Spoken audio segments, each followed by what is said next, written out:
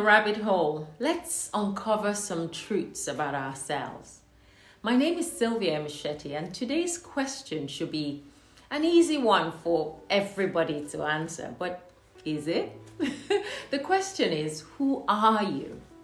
When you say, my body hurts, you must be the thing that is observing that its body is hurting. Who is that person that is doing the observation?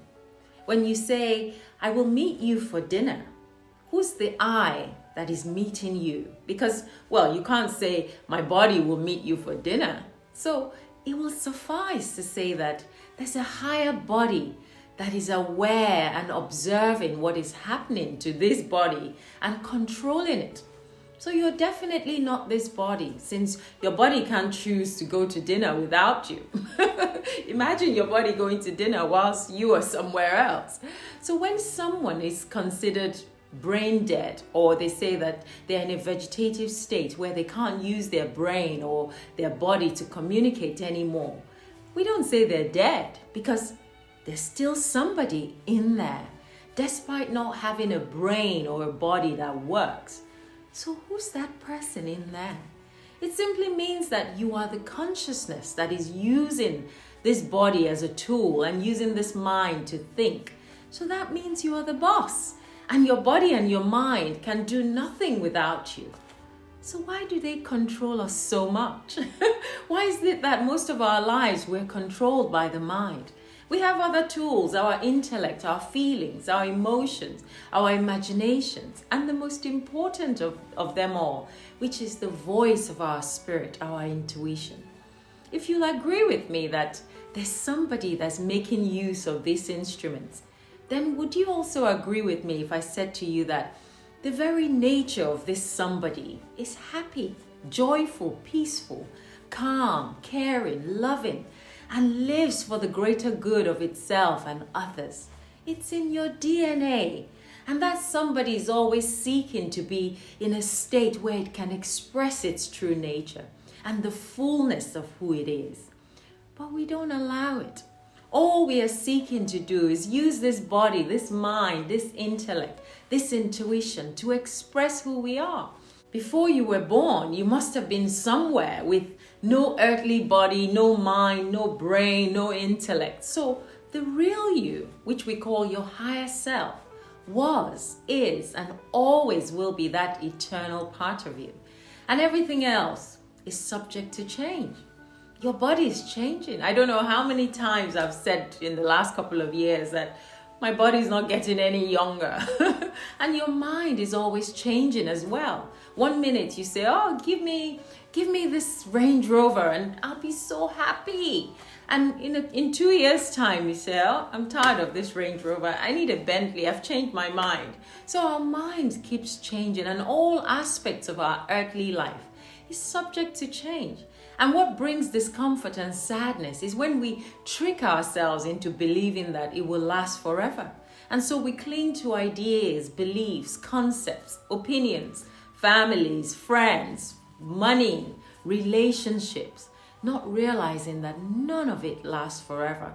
And even though we are seeking all of these earthly pleasures and desires, they're actually meaningless to the higher self, unless they can create experiences that will touch the soul, which is where the intuition comes in as a necessary tool. The activity of your earthly brain will always end up with your earthly body when it's been buried, when you pass away. So all the studying and the learning and all the qualifications, they're meaningless to the soul if it didn't actually have a personal experience of them all inwardly. Your original true nature is love, is peace, it's happiness, it's well-being. Your higher self is an embodiment of this happiness, who's doing all of this experiencing. And you are not seeking happiness outside of yourself. And that is why nothing on this earth will truly bring happiness to that person who has not already found it within. You might find some form of happiness in external things, but they're all very temporary. Before you know it, you're seeking more and more, and because none of it brings a lasting solution. something is missing. You'll always feel like something is missing. Your higher self is happiness itself. And in that state of happiness, it is content. And in that state of contentment, there's no pleasure that you are seeking. There's no desire that you're wanting. Nothing is missing. Nothing is incomplete.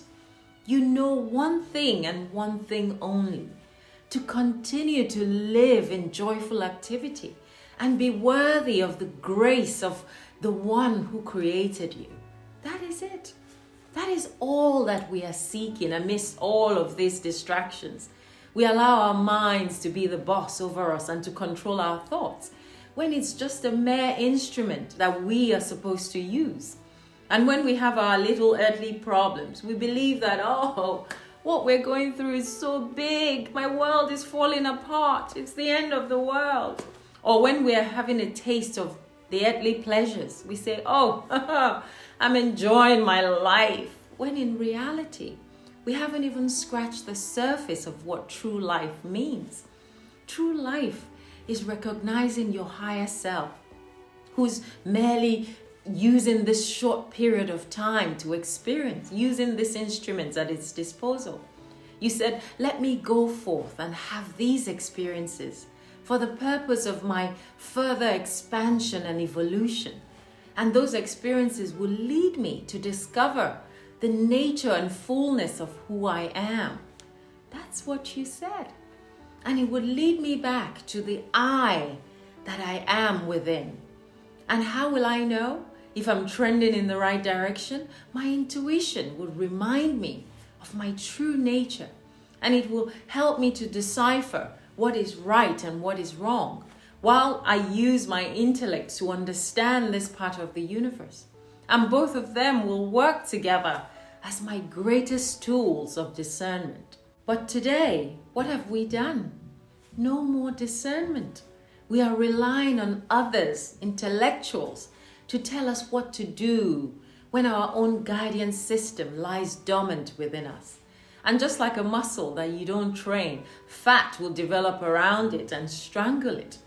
But if you learn to train the muscles of your intuition, no one can tell you nothing and expect you to just fall for it. Because before you believe anything, you will intuit it. Everything that you hear or read, no matter who's telling them to you, and your spirit will always know what is right.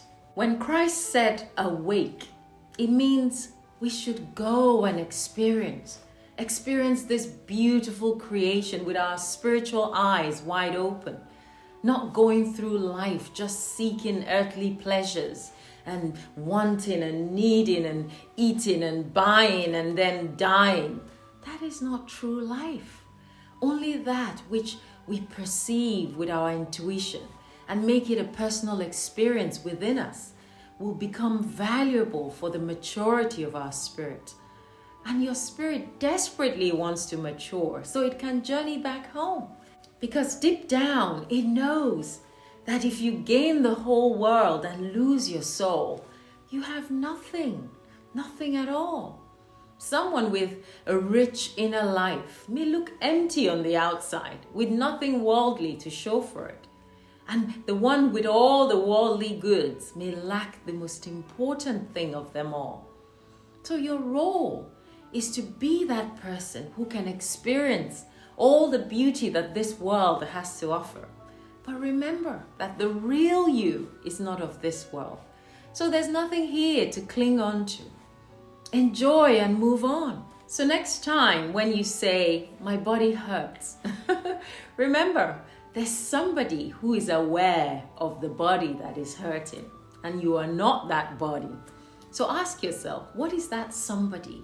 What do they want? What do they need? What are they doing here on this earth? The answer will find you if you are truly seeking. Bye for now.